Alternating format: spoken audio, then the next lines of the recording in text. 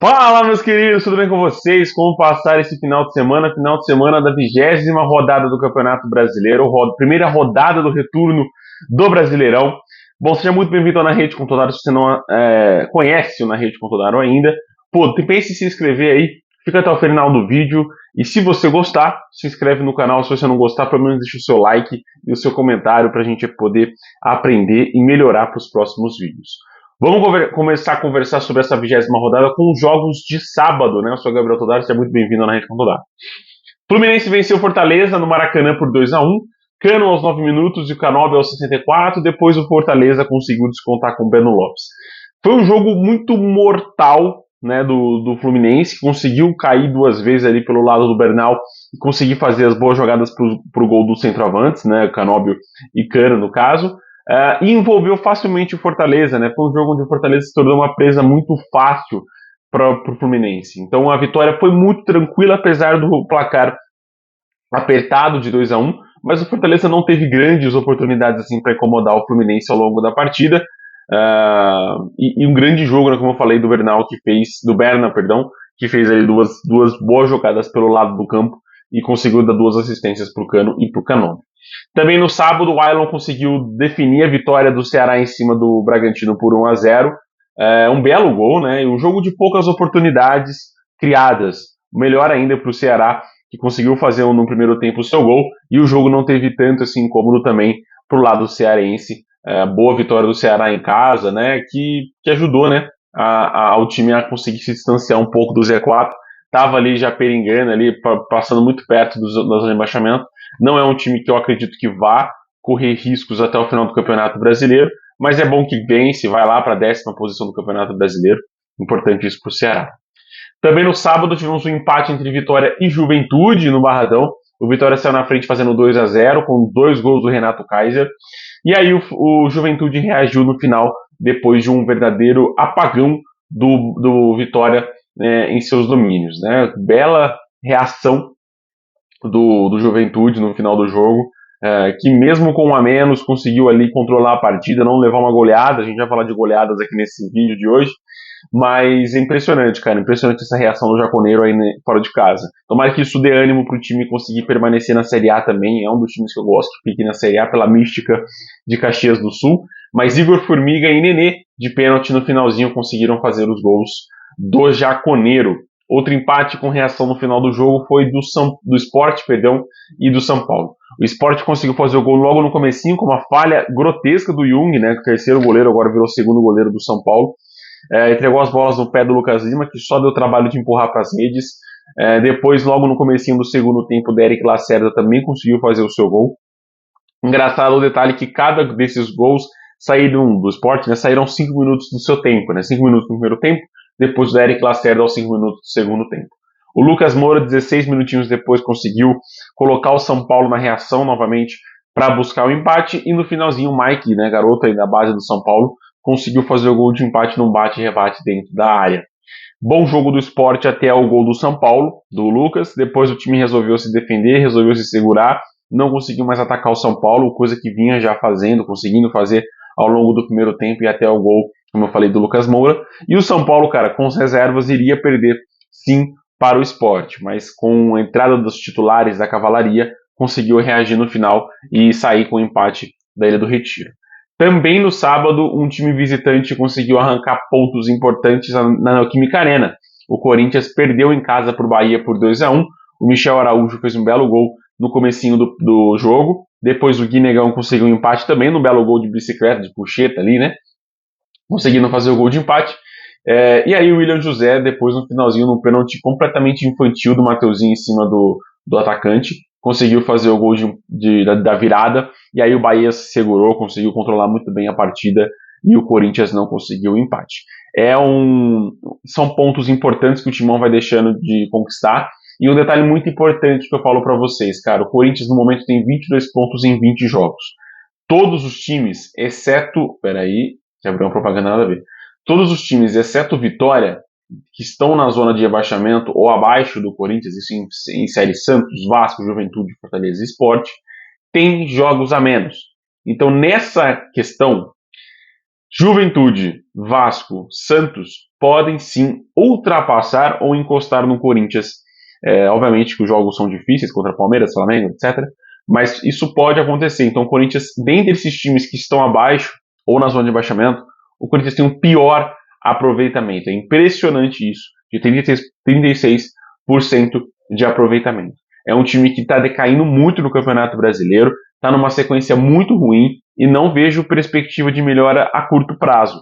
Eu acho que é algo que, com o retorno de Yuri Alberto, Depay, Carrilho, isso pode acontecer, mas no momento a questão do Corinthians é um pouquinho séria também. Passando para o domingo, falando de questão séria, vamos falar de Vasco 6, Santos 0 no Morumbis, né? Jogo que foi de mando de campo do Santos, mas aconteceu no Morumbis, né? Estádio do São Paulo, a pedido da diretoria para conseguir mais renda, bilheteria, mas futebol mesmo o Santos não conseguiu desempenhar no estádio São Paulino. Vamos lá, não percam as contas. Lucas Piton, David, 2 gols do Coutinho, isso. Ryan, de pênalti, e Tietê fizeram os gols do Vasco em cima do Santos. Foi um primeiro tempo muito equilibrado, né? Os dois times conseguiram criar chances na primeira etapa do jogo, mas no segundo tempo ocorreu um apagão do Santos que eu não consigo explicar. O Santos sofreu gols 52, 54, 60, 62 e 68. Ou seja, 16 minutos sofreu 5 gols. Isso é muito sério. Não acho que a culpa está só no Kleber, tá? No Kleber Xavier, né? O técnico do Santos que foi demitido, inclusive, não permaneceu no cargo. Acho que há um problema crônico nesse time, que não é um time de Série A de Campeonato Brasileiro, infelizmente. Há peças ali que não conseguiram render ainda no Brasileirão. Eu acho que na Série B, onde o Santos disputou e esses jogadores conseguiram ir bem, era outra história. Mas na Série A, isso está se tornando um problema para o Santos. O Santos não consegue render futebol, não consegue jogar futebol, mesmo com o Neymar em campo. Essa, inclusive, foi a pior derrota da carreira do Neymar. Ele não estava no 7-1 da Alemanha em cima do Brasil e também não estava no 8-0 do Bayern de Munique em cima do Barcelona. Então, são derrotas muito graves que o Santos vai colecionando ao longo desse Campeonato Brasileiro, mas essa em específico é muito significativa e eu acho que carimba ali o Santos como um time que vai permanecer na briga contra o Z4, não tenha dúvidas disso. Também no domingo tivemos a vitória do Grêmio fora de casa. No domingo todos os visitantes venceram, tá? O Grêmio venceu o Atlético Mineiro na Arena MRV. O Atlético sai na frente com um golaço do Gustavo Scarpa, candidato seríssimo a ser gol do campeonato. Para mim, um belíssimo gol. E o Galo se destabilizou demais no segundo tempo, né? Sofreu o gol de empate do Denilson no primeiro tempo. Poucos minutinhos depois, também 7 minutos depois, sofreu o gol de empate. Mas na etapa final, cara, foi onde o Galo desandou de vez, com jogadores expulsos, né? Coelho, Júnior Alonso, envolvendo Briguinha. Cara, foi um jogo desastroso do Galo na etapa final. Coisa que, cara, vai se comprometer muito no jogo da Sul-Americana contra o Godoy Cruz na Argentina. São times, o Godoy, por exemplo, é um time que vai ser catimbeiro demais com o Galo lá. A pressão vai ser muito grande no Galo lá na Argentina. E isso é algo, pro Galo se ligar. Mas Balbuena também fez o gol da virada, né? O zagueiro que chegou recentemente ao Grêmio. E Aravena fizeram os gols do Imortal em cima do Atlético Mineiro na NMRV. Quem venceu e aí deu um petisquinho aí de como vai ser a Libertadores é o Flamengo. O Flamengo venceu por 3-1 o Internacional, saiu vencendo por 3-0 e acabou sofrendo um golzinho no final com Borré. Pedro 2 vezes e Plata fizeram os gols no Mengão nesse jogo. Como eu falei, o Borré contou para o Inter. E engraçado as similaridades da dupla Fla-Flu, né? O Flamengo fez os seus gols com 2 jogadores com P e o Fluminense fez 2 gols com jogadores com C. Na Fluminense C, na Série C aí. Enfim, vamos lá. Mas bom jogo do Flamengo, tá? Dominou o Inter. Cara, foi assim, um amasso. Foram 40 minutos de domínio rubro-negro no Beira-Rio, coisa que eu acho que vai acontecer na Libertadores, e o Inter vai ter que se segurar ou conseguir encaixar contra-ataques, ou, cara, se impor, né? Mas eu acho isso muito difícil, porque o Flamengo tem um baita de um time.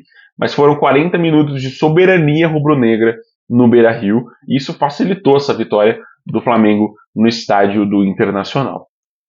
Quem também conquistou 3 pontos fora de casa de extrema importância foi o Palmeiras, que venceu o Botafogo por 1-0, o gol do Felipe Anderson no finalzinho do primeiro tempo, e foi um jogo tranquilo para o Palmeiras.